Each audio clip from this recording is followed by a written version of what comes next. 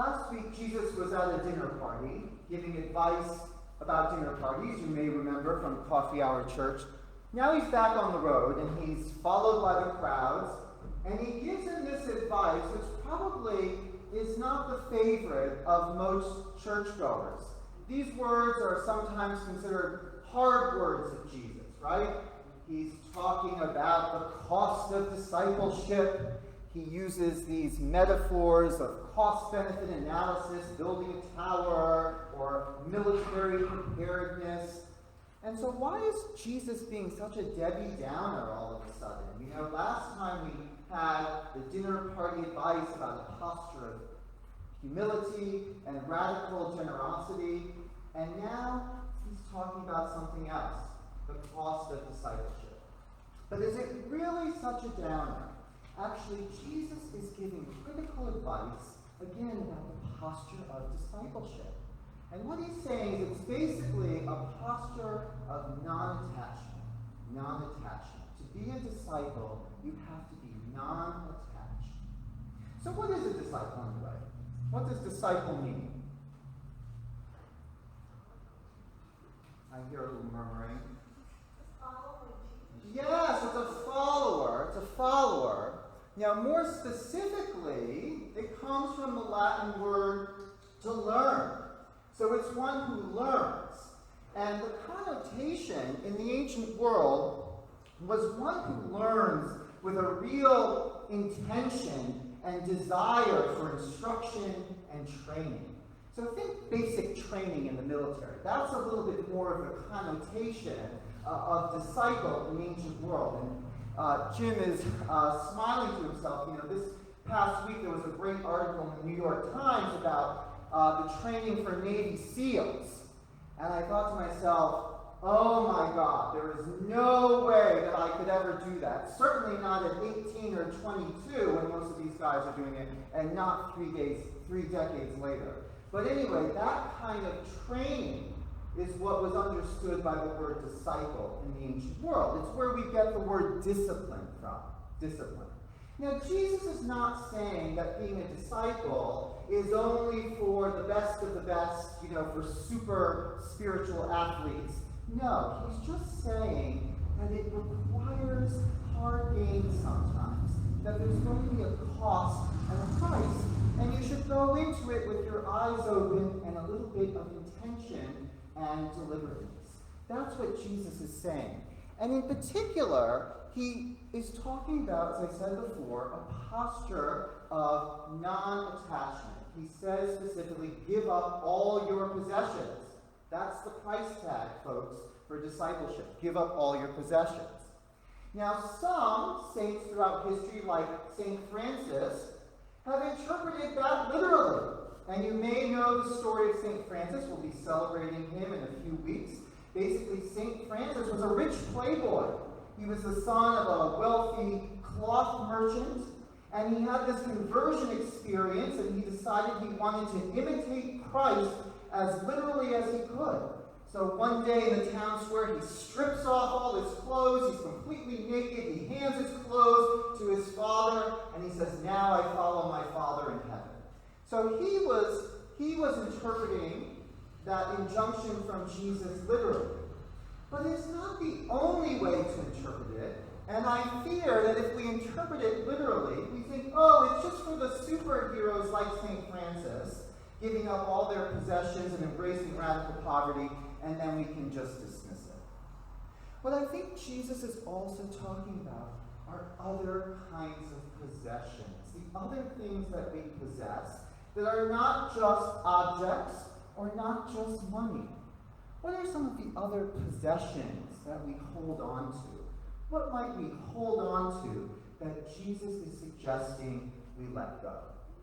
Maybe sometimes things, right? Things can get in the way of our relationship with God. Jean? Prejudice. Yes, maybe let's let go of prejudices and attitudes that we might have about other people. What else? What's that? Anger? Someone say? Grief. Yeah, grief, anger, certain attitudes and ways of living that just keep us stuck. What about substances that may be addictive or certain behaviors, right? That's kind of an obvious one. Jesus is suggesting letting go of that. What about also just expecting life to be as it always is or always was? The Buddhists, our Buddhist brothers and sisters, talk about the nature of life as being impermanent and being able over time to embrace impermanence and letting go for the need for everything always to be static and the same. That's what Jesus is talking about in terms of letting go and the posture of non-attachment. Are any of you Lord of the Rings fans? By any chance, you are, Laura. Well, there's now on Amazon Prime, if you know, like the new blockbuster series Rings of Power, which is the prequel to Lord of the Rings. And I was kind of a junkie. And I don't know if any of you watched the trilogy, but the basic concept, and this is sort of, Tolkien. He was a professor of English literature before World War II. He was a friend of C.S. Lewis. And he created this whole fantasy world with elves and dwarves and just its own geography and languages. But the central concept in The Lord of the Rings is that there is this one ring of power, and whoever possesses it has ultimate power, but is ultimately possessed and corrupted and destroyed by that ring. And that's what drives the plot of that movie. And in fact, there's this one character named Gollum, who is basically this corrupted humanoid figure. Carol, you know Gollum. Yes, exactly. And Gollum, for some time, he has stumbled upon the ring in this dark, murky cave. And basically, he holds onto this ring for hundreds of years. And he calls it, my precious, my precious, my precious. And that is what Jesus is getting at in this advice. What are the things that we hold on to that we regard as my precious, my precious, my precious, that I can't do without? That is what Jesus is suggesting we let go of. Those are the kinds of possessions and attachments that get in the way. So how is this related to the story of Philemon? I want to have a little teaching moment because this letter of Paul, and we heard it in its entirety, it's a little letter that we hear once a year. It's a gem of a letter. And what is it about? It's actually about letting go. So let me give you a little context. Paul is writing this from prison, probably in Ephesus, which is in modern-day Turkey. And he's writing it to the community of Christians in Colossae. Are you familiar with the letter to the Colossians? That's the little community that Paul founded. It's also in modern-day Turkey. And he's writing to a parishioner, to Philemon, one of his parishioners, one of the individuals he converted. And he's saying, Dear Philemon, it's a little pastoral note, I've got a request of you. So you had a slave named Onesimus, and this slave is a runaway slave.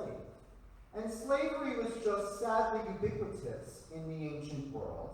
And being a runaway slave was a really bad thing, not unlike in the 19th century in this country. But anyway, Onesimus ran away, and he found Paul in prison, and he became a convert to Christianity, to the way.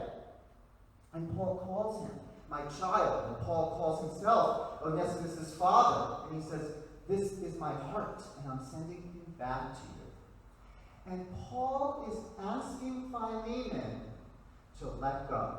He's asking Philemon to let go of his anger, to let go of his right to punishment, which could have been brutal or even death in the ancient world, and to let go of his right to ownership and to free Onesimus. This is radical in the ancient world. Radical. And that's why this little letter to Philemon, which is a private letter, makes it into the New Testament, because it's like the gospel in miniature. It basically shows love and faith in action is basically letting go. And it transforms individuals and unjust, soul-corrupting social structures. That's what the letter to Philemon is about. It's about letting go. This is what Richard Rohr says about letting go. And you may ask, why do we have to hear another paragraph from Richard Rohr? is the single most important contemporary theologian of this day.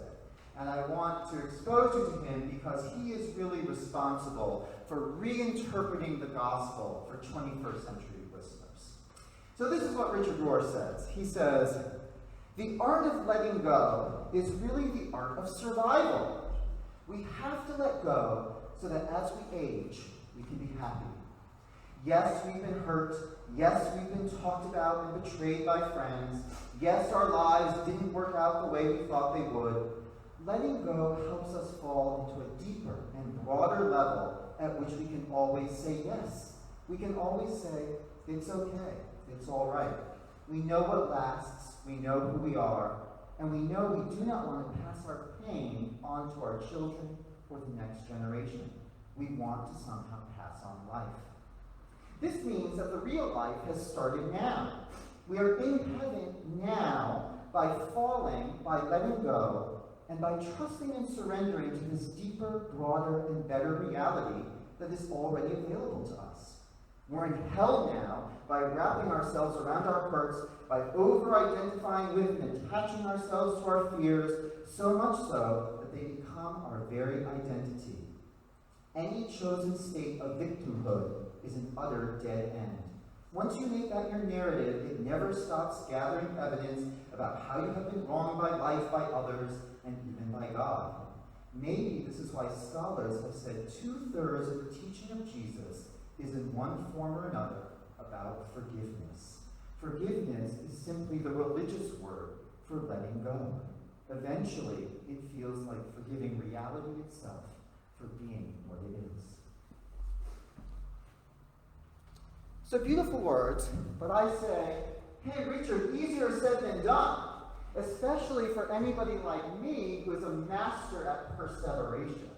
Now, perseveration, similar word as perseverance, but totally different. Perseveration is basically when you replay something in your mind over and over and over. And I say I'm a master at it. And this past week I was taking Amos for a walk.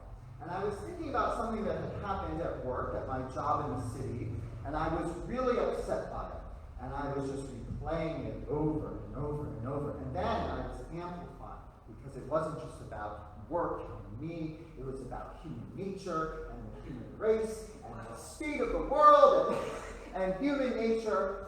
And thanks be to God, suddenly I got a call on my phone, and it was a FaceTime video call. And I answered the call, and I saw the beautiful blue sky behind me, which I had totally not seen because I was perseverating about this perceived wound. And so I thought, wow, I really am in the spiritual red zone. Thanks be to God for this interrupting call. But probably all of us have had experiences like that. And I realized I needed to let it go. Because if you don't let it go, your heart just builds walls and gets hardened, and love can't enter in or out. And at the end of the day, you're not happy. I have a friend who does guided meditations. And in her guided meditations, she always says, let go of what no longer serves. Let go of what no longer serves. That is exactly what Jesus is telling us to do. That is exactly what he's telling us, his disciples, because that is the only way we can be truly free. In the name of God, Father, Son, Holy Spirit.